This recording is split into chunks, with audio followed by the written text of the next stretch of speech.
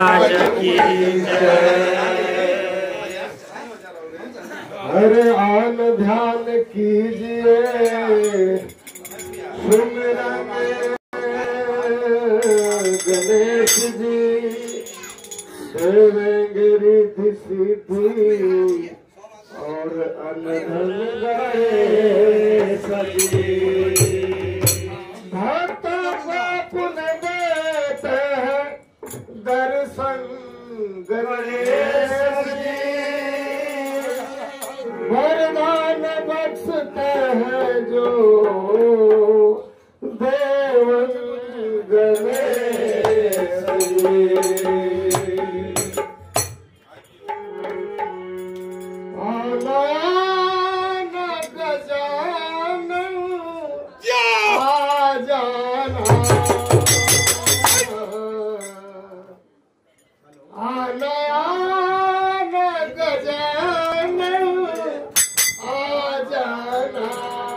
मेरे घर में गजानन आ जाना, मेरे घर में गजानन आ जाना। आना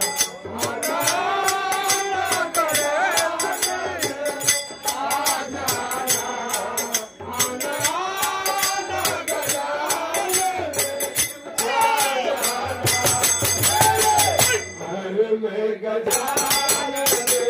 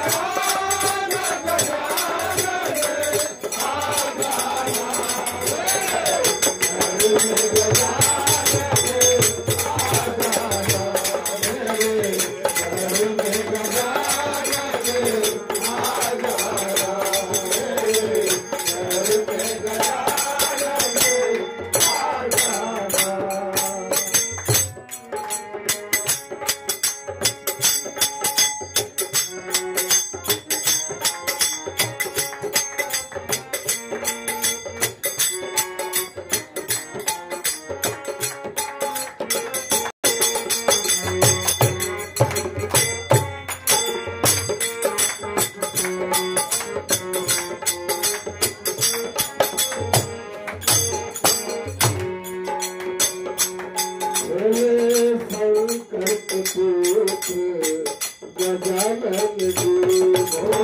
संकट पुत्र गजानन जी, भोले मैया के दूत गजानन जी, भोले मैया के दूत गजानन जी, भोले संकट पुत्र गजानन जी, भोले संकट पुत्र गजानन जी, भोले मैया के दूत गजानन जी, भोले मैया के दूत गजानन जी। अकेले डूबे राजाना, अकेले डूबे के भोले राजाना।